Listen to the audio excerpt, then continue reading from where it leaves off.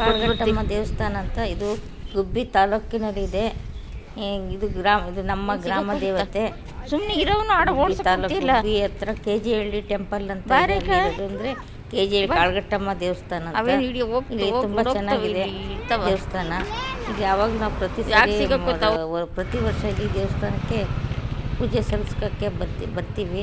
ಎಲ್ಲ ಮಕ್ಕಳಿಗೆಲ್ಲ ರಜೆ ಇರೋದ್ರಿಂದ ಬರ್ತೇವೆ. ಪೂಜೆ ಮಾಡಾದ್ಮೇಲೆ ಇಲ್ಲೆಲ್ಲ ಪೂಜೆ ಸಲ್ಲಿಸಾದ್ಮೇಲೆ ಇಲ್ಲೆಲ್ಲ ಮಕ್ಕಳು ಎಲ್ಲರಿಗೆಲ್ಲ ಇಲ್ಲೇ ವಾತಾವರಣ, ಹಳ್ಳಿಯ ವಾತಾವರಣ ಅವನ್ನೆಲ್ಲ ನೋಡಿ ಎಲ್ಲ ತುಂಬ ಖುಷಿ ಪಡ್ತವೆ.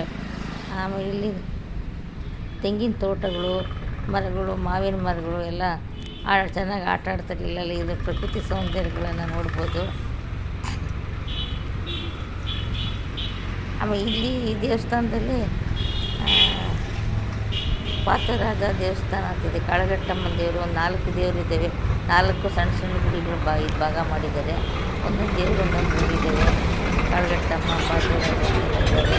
ಅಲ್ಲೆಲ್ಲ 4 ದೇವಸ್ಥಾನಗಳು ಪೂಜೆ ಮಾಡಿಸಿ ಆ ದೇವರ ಆಶೀರ್ವಾದ ಪಡ್ಕೊಂಡು ನಾವು ಬರ್ತೀವಿ.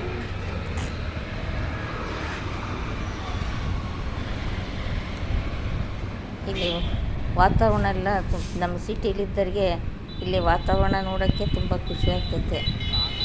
ಜನಸಂದಣಿ ಇಲ್ಲ.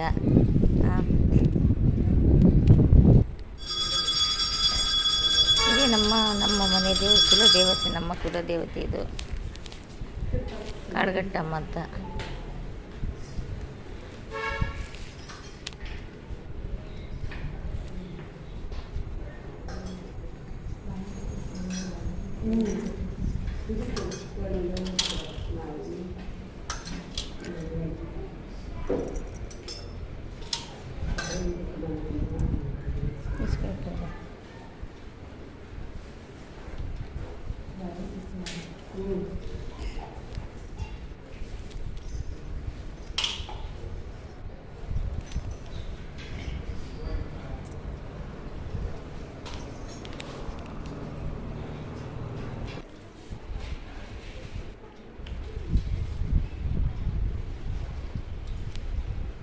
ಇದು ಮುಖ್ಯ ದ್ವಾರ, ಕಾಳಘಟ್ಟಮ್ಮ ದೇವಸ್ಥಾನದ ಮುಖ್ಯ ದ್ವಾರ ಇದು.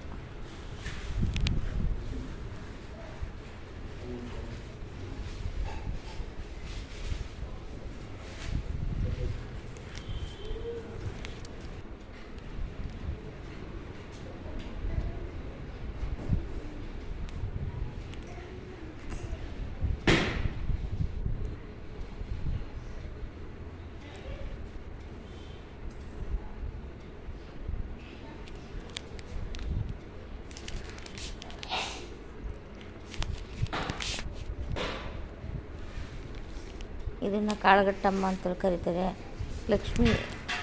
ಲಕ್ಷ್ಮೀ ದೇವತೆ ಸತ ಅಂತಲೂ ಕರೀತಾರೆ ಇದನ್ನು.